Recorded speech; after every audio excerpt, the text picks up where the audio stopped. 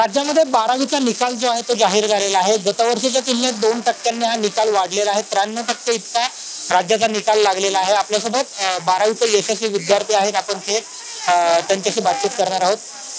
ताई, आज 10वीचा निकाल जो आहे तो जाहीर झालेला आहे, काय सांगशील, कसा अभ्यास केला होता आणि किती पर्सेंटेज मिळाले? अभ्यास असा फक्त परीक्षेच्या आधी नव्हता केला, तर वर्षभर ठेवला होता।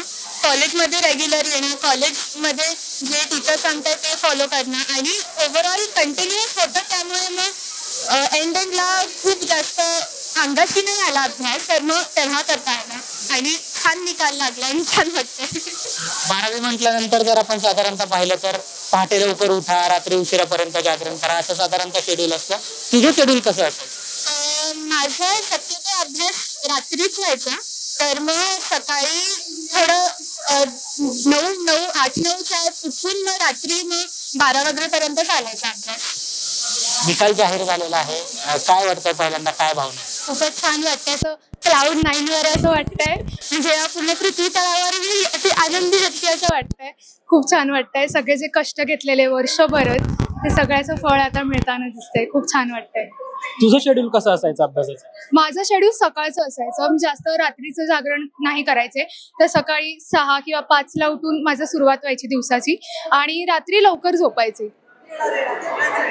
निकाल तर आज जाहीर झालाय, मनामध्ये थोडी भीती होती निकालापूर्वी? हो, खूप जास्त नर्वसनेस होतं की किती मिळतील। मध्ये मध्ये त्याचे स्वप्न पडायचे की मी परीक्षेला लेट झाली आहे किंवा असं काहीतरी, त्यामुळे खूप भीती होती। पण जेव्हा निकाल लागला, 90 अबव पर्सेंटेज मिळाले, तेव्हा खूप मस्त वाटलं। असं वाटलं की हो, जे काही मेहनत घेतली होती, जे काही कष्ट केले होते त्याचं फळ मिळालं, त्यामुळे मस्त वाटतंय। जर्मन सारख्या विषयामध्ये 90 अबव मिळणं, तर हे तू करून दाखवलेलं आहेस। कसं तुझं नियोजन कसं होतं अभ्यासाचं?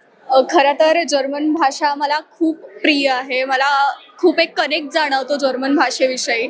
11वीत मी पहिल्यांदा जर्मन घेतलं होतं, याच उद्दिष्टाने की मला पुढे करिअरसुद्धा जर्मन या विषयामध्ये करायचं आहे। आणि सविता मॅम आणि कल्याणी मॅम ह्यांचा मला खूप आदर वाटतो, त्यांनी खूप मार्गदर्शन केलं। परीक्षेच्या दिवशीसुद्धा त्यांनी आमचा एक छोटासा ऑनलाईन क्लास घेतला आणि त्यांनी आम्हाला खूप छान मार्गदर्शन केलं, कायम मोटिवेट केलं, कधीच असं डिस्करेज वगैरे केलं नाही, कायम त्यांचं प्रोत्साहनच मिळालं। त्यामुळे आज जे घडू शकलंय ते घडू शकलंय।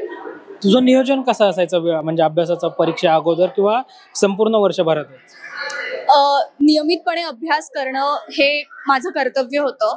शिक्षकांनी त्यांची मेहनत घेतलीच, पण मी सुद्धा तितकीच मेहनत घेणं खूप गरजेचं होतं। त्यामुळे मग मी सकाळी लवकर उठून 5 वाजता वगैरे उठून अभ्यास करायचे आणि प्रत्येक विषयाचा माझ्या परीने होईल तेवढा नियमित अभ्यास केला आणि आज 92.33 मार्क मिळाले। निकाल तर लागला, निकालापूर्वी साधारणतः जर आपण बघितलं तर एक भीती असते, परीक्षेपूर्वी जशी सिच्युएशन असते तशीच निकालाच्या अगोदरही होती। तुझ्या मनातल्या भावना काय होत्या निकालापूर्वी?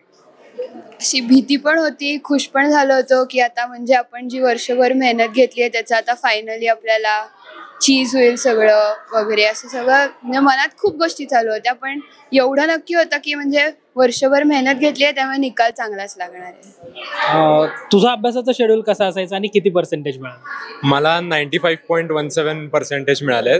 अभ्यासाचं शेड्यूल म्हणजे सकाळी क्लास असायचे आणि मग दुपारभर अभ्यास आणि मग रात्री जेवणानंतर परत अभ्यास आणि वेळेत झोपणं आणि आपलं शेड्यूल नीट मेंटेन करणं हे फार महत्त्वाचं आहे। आणि वर्षभर नियमित अभ्यास केला की मग परीक्षेच्या वेळेस फार टेन्शन नाही। निकाल आज जाहीर झाला, निकालापूर्वी मनात भीती होती?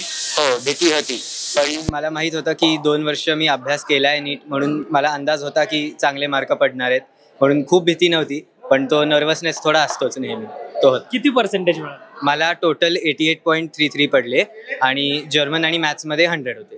आता पुढचं शेड्यूल काय असणार आहे, तू करिअर बाबत काय निवडणार आहेस किंवा काय ठरवणार? आता पुढे मला एक एंट्रन्स द्यायची आहे, आयसर एक कॉलेज आहे त्याच्यामध्ये, त्याच्यासाठी 9 जूनला एंट्रन्स आहे, ती देणार आहे मी आणि तिकडे जायचा विचार आहे।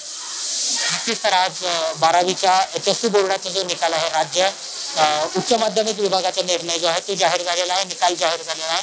विद्यार्थ्यांमध्ये आनंदाचं वातावरण जे आहे ते आपल्याला या निमित्तानं पाहायला मिळतंय। अजय उभेसह Sanket Deshpande, top news Marathi, Pune.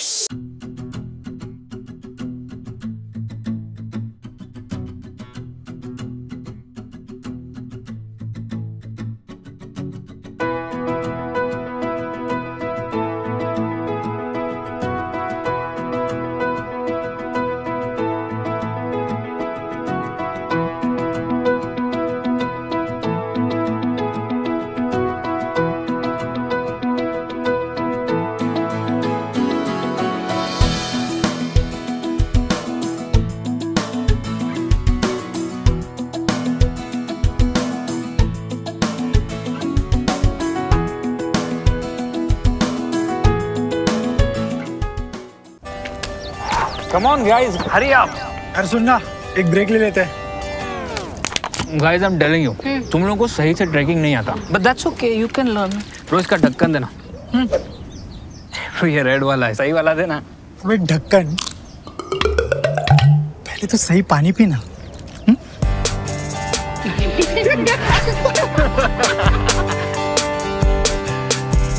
Manikchand Oxyrich, proudly Indian.